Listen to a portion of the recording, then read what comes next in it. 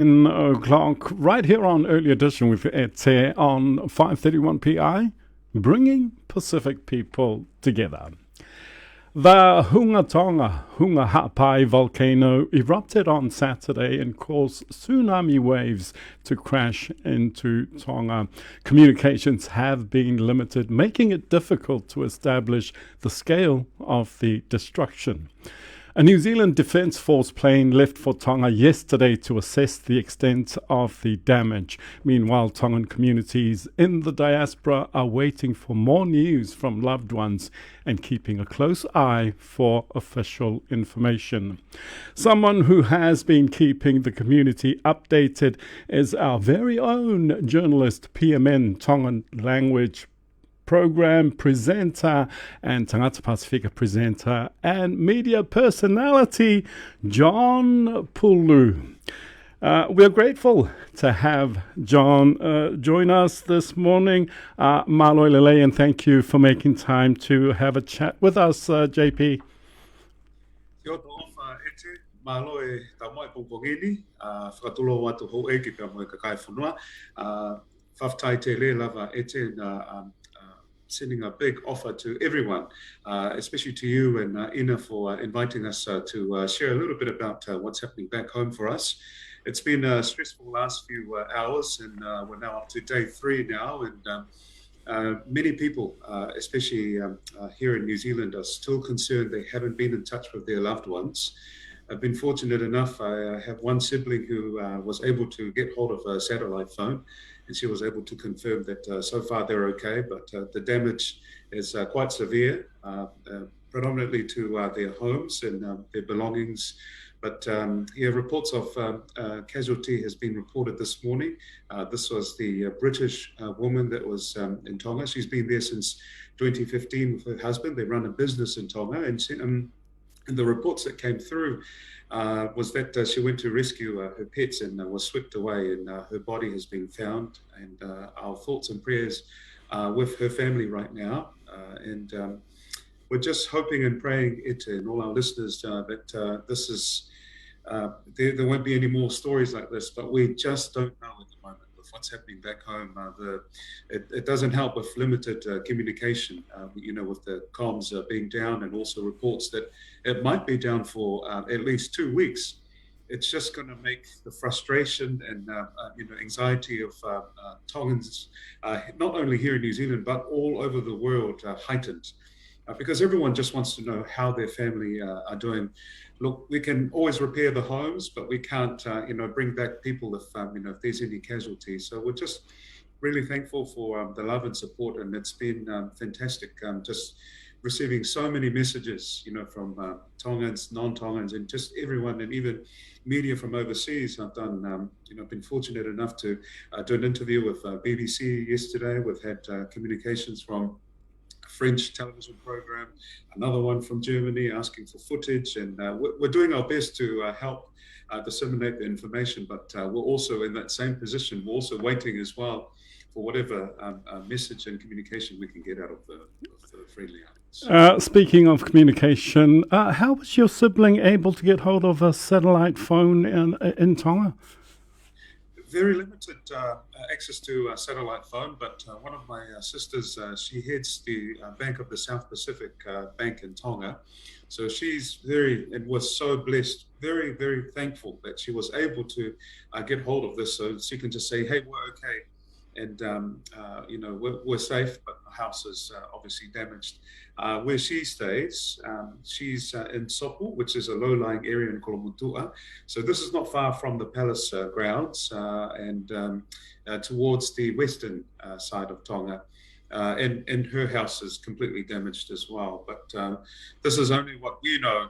There are many more stories to come from Tonga as people continue picking up the pieces, starting the cleanup, and reassessing what they can put together from their belongings that's left behind. So speaking of family in Tonga, where exactly in Tonga are you from, if you'll pardon my ignorance? Yeah. So my family is from Kolomotua. we're in Nuku'alofa, and that's where I grew up.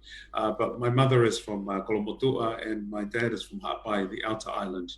Thankfully, we've got some able to get some fresh images from Ha'apai. Someone was able to send some footage on Sunday. There was a church service.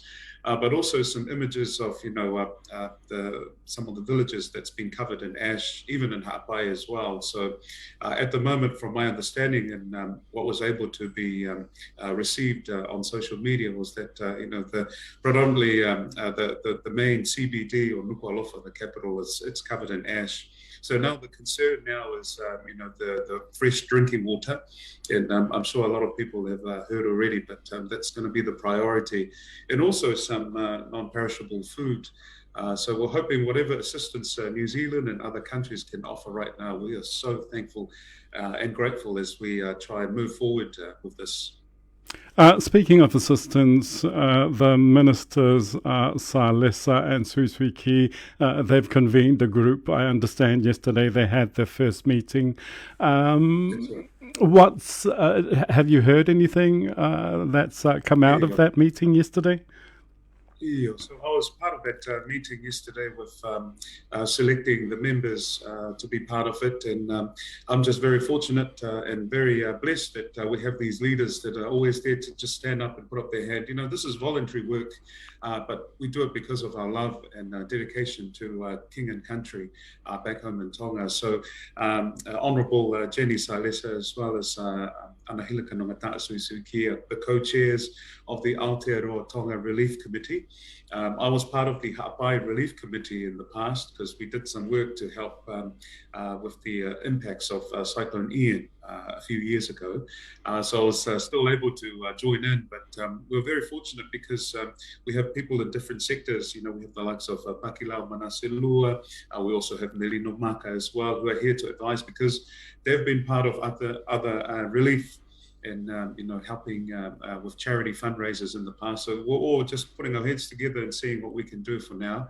But the mission is to get the essentials to Tonga. So we're talking about food, water, non-perishable food rather, and we'll see what way we can send it over. But we're in talks at the moment with the likes of Sir Michael Jones, who has access to these containers, and it's been fantastic.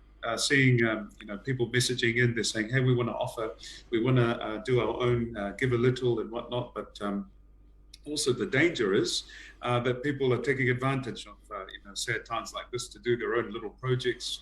So I do encourage people to, check first that it's a reliable source, because otherwise, you don't want to send your money to somewhere that it won't end up in Tonga. But the main priority is just finding a way to get some supplies to Tonga. So the next few days and coming weeks, we'll be working with the Tongan community here in New Zealand and the wider Pasifika community who want to help donate, because it's been so awesome. Non-Tongans as well saying, hey, we want to be part of this. We want to help out. There's even communications from as far as the US people wanting to know how they can donate. And it's fantastic. The likes of, people like Malakai Fekitoa as well. I've seen that he's starting his own charity as well. So people want to help, and it's, it's a real comforting feeling knowing that everyone is here for us. We're all united in good times and bad times as well. So thank you very much to everyone that's putting up their hand to help. You touched on it there. There are people out there who are looking to exploit the situation. As in all of these things, it brings out the best in most of us and the worst in some of us. How can we be sure that what we give, what we donate, it goes to the right place? Yeah, we're very fortunate that the Speaker of the House, Lord Whakawhanua, is here in New Zealand, and he's here with other members of the government as well as the royal family, extended royal family. So he also touched on that issue as well, is that this might create another tsunami, where people are taking advantage of people wanting to give to those people affected in Tonga. So I guess it's just knowing who you want to, doing your own research. The Aotearoa Tonga Relief Committee will be, and as well as Radio 531 PI, and with my work here at Tangata Pasifika, will only be putting up sources and platforms that we trust as well. But please just be wise. And if you know if it doesn't look reliable, then it's probably not the best thing to do.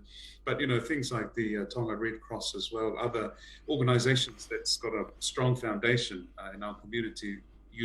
They're the ones that will be more reliable than other ones who are just popping up because of this.